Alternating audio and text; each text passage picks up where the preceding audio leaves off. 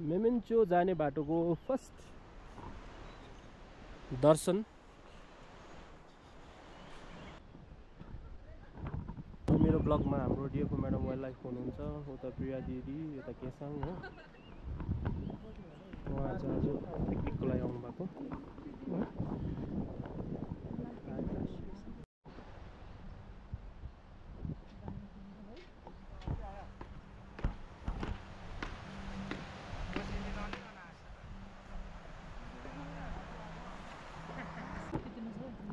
उहाँलाई फोटो खिच्ने माग्दैछ हो।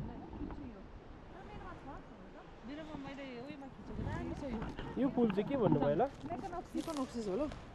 टोरिक डाइला कुनै के भन्ने हो? मेकानोप्सिस यो कुन चाहिँ उयो चाहिँ हो कि मेकानोप्सिस चाहिँ के हो? ब्लू पपी भन्छ नि। यो चाहिँ ब्लू पपी हैन। मेकानोप्सिस हेरिडुला चाहिँ ब्लू पपी हो। यस्तै घोप्टै बस्छ। ग्रान्डी यस्तै हो। यो चाहिँ ग्रान्डी नै होला हौ। मस्ती ग्रान्डी नै हो। घाम मन नपर्दो रहेछ।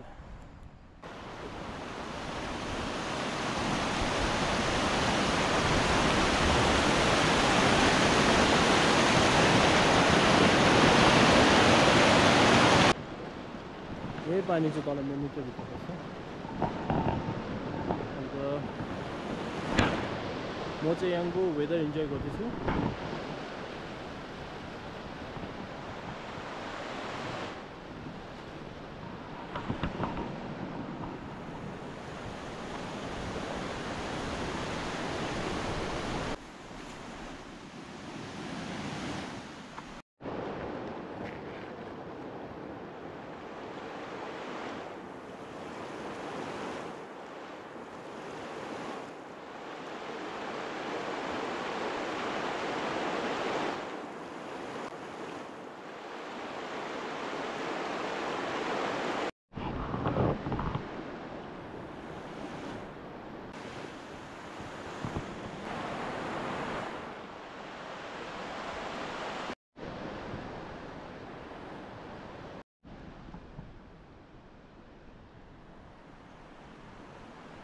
यो चिज चाहिँ जहाँ हुन्छ यसले चाहिँ के देखाउँछ भन्दाखेरि तपाईँको कार्बन नेगेटिभ।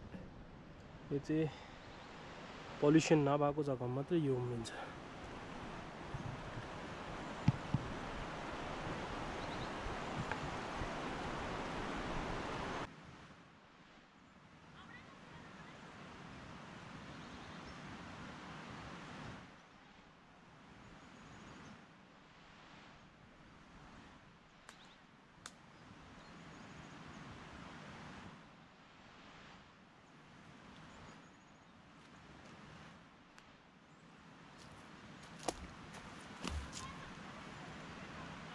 यो रोडोडेन्ड्रन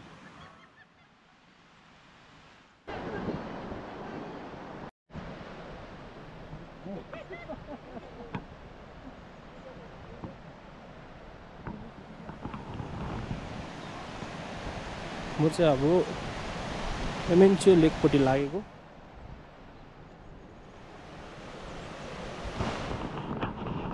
थिन इयर भएर हल्का उयो जस्तै हुँदो रहेछ। टाउको त दुखेको छैन कि। मेमेन्चोको चाहिँ तपाईँको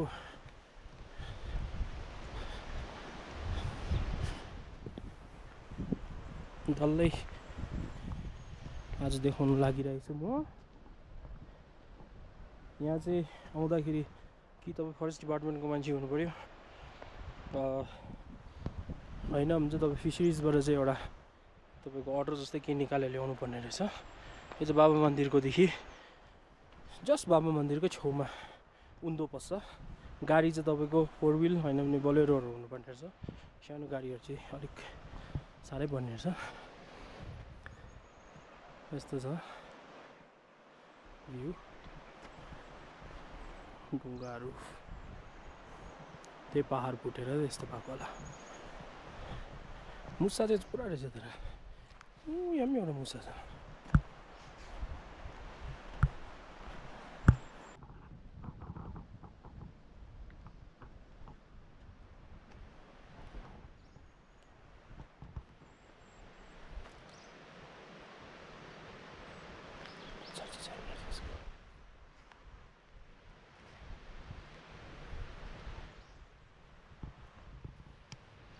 कसै धुलोभित्र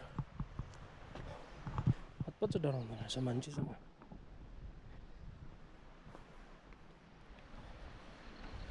भ्यू दामी। आज चाहिँ फरेस्टको पिकनिक हुनाले गर्दाखेरि हामी यहाँको यस्तो छ भ्यू। टेन्ट सेटअप गर्दैछ त्यहाँ।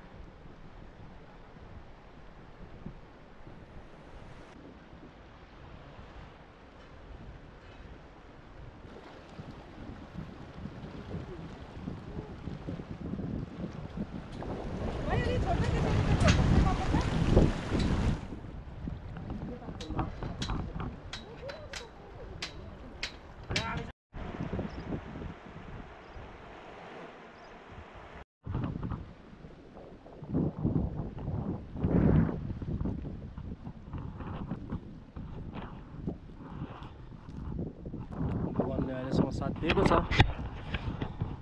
सोचेको जग्गा नचिताएको चिजहरू पनि हुन्छ। यस्तो जग्गामा आउनु भने मान्छे लकी हुनुपर्छ। यस्तो भ्यू हेर्नु पाउनु भन्ने चाहिँ। वेदर पनि आज दामी फेभरेबल वेदर। हाम्रो यहाँ फरेस्टको यो क्याम्प सेट गर्दैछ। यस्तो छ। अस्ति हामी मेमेन्चो आउँदाखेरि चाहिँ अलिक उत्ता थियो। अहिले चाहिँ पानी अलिक बढेछ। अलिक यता पानी अलिक यतासम्म भएछ। यो विन्टरमा चाहिँ अलिकति उतासम्म जाँदैछ। समरमा चाहिँ तपाईँको यो पानी निकै नै छेउछेउमा आइपुग्दो रहेछ।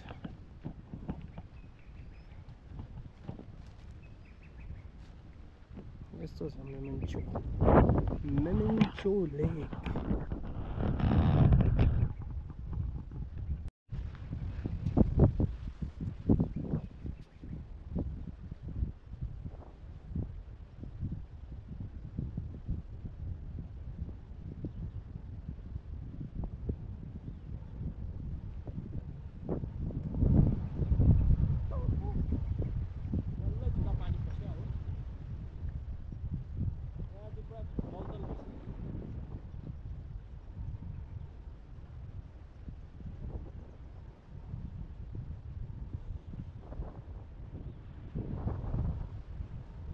बेसी अगाडिसम्म जानु नहुने रहेछ।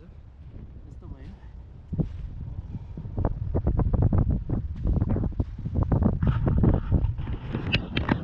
डल्लै हिलो बल्लको पानी सब पस्यो। यहाँ बस्नु जुत्ता फेरि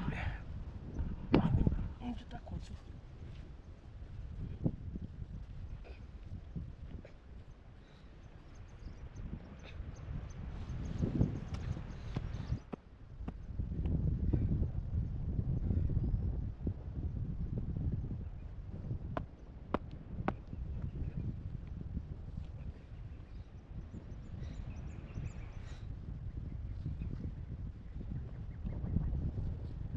एरिया चाहिँ विदाउट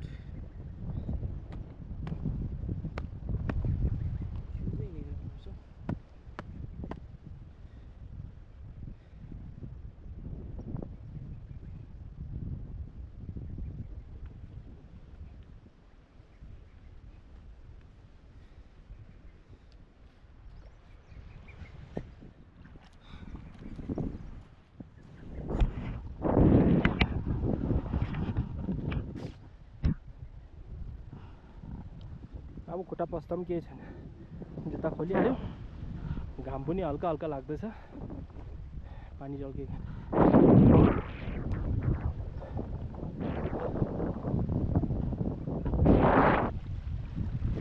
अम्बो ए डल्लै पस्यो खुट्टा।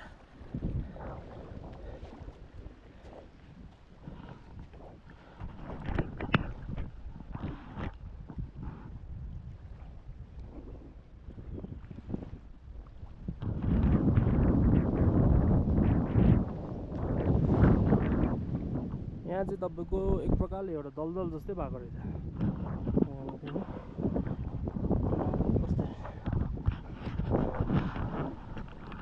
हावाले मजाले पानी खेलिरहेछ। अस्ति आउँदा चाहिँ हामी यहाँसम्म पानी थियो हो, अहिले चाहिँ पुरै ठाउँसम्म आउँदैछ। यो जग्गा विशेष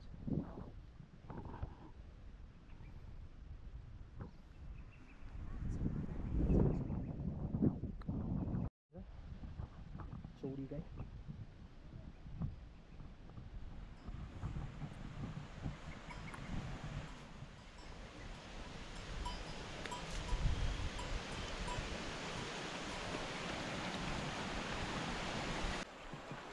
अन्त मजाले बसेर आनन्द लिने हो भने चाहिँ यहाँ रहेछ।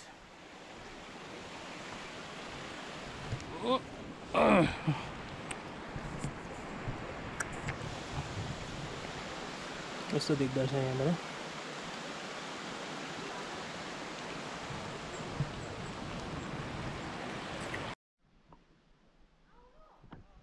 यो चाहिँ अलिक रिस्की रहेछ, मेन्टेनेन्स छ कि छैन हो। हिँड्नु चाहिँ हिँड्दैछ सबजना, झरी गयो भने चाहिँ लेने कि देनै हुने रहेछ।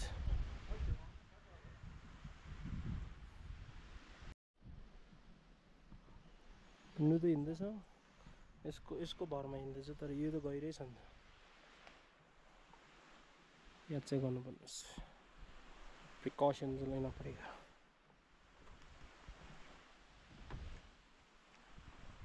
आर्ट चाहिँ यसले गर्दाखेरि हुने रहेछ, तर सेफ्टी चाहिँ अलिक छैन रहेछ। यो पानी त गइरह्यो नि त। मेमेन्जोको उयो माथि छ, अलिनु चाहिँ मजाले डटरको लाग्यो।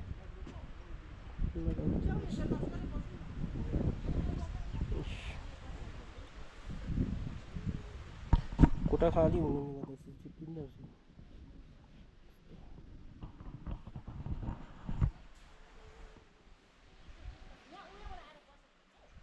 यो चिज चाहिँ भयो भने चाहिँ खास मैले जाने भने निकाल्नु पर्ने रहेछ डिपार्टमेन्ट।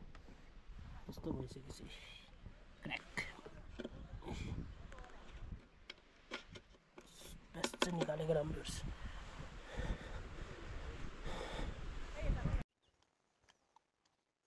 मेमेन्जोको यता साइडमा पर चाहिँ त्यो प्रायः त्यहाँसम्म जान्छ। म चाहिँ अलिक अगाडिसम्म आएर चाहिँ भिडियो बनाउँदै गरेको। भ्यू हेर्नुहोस्,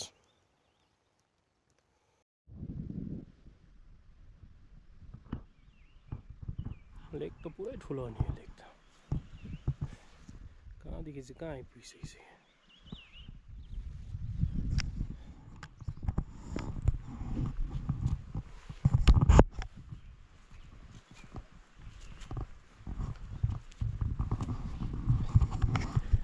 चिसो जग्गाको चिसो पत्ता।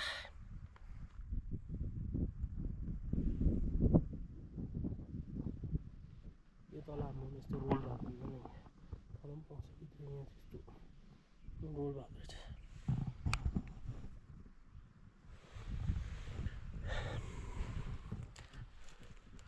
छोटो छोटो दुप्पी।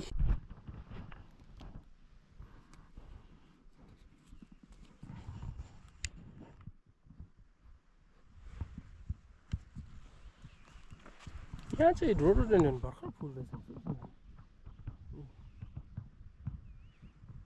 कि फुलिसक्यो, आई डोन्ट नो। फुलेको जस्तो पनि छ, फुल्न आँटेको जस्तो पनि छ।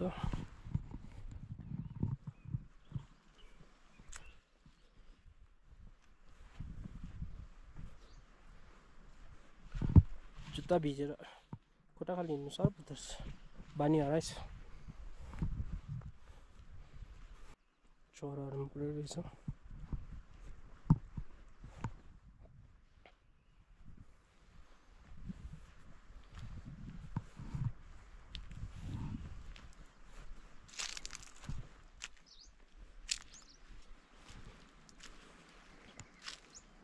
यहीँ चिरिक चिरुक गर्दैछ,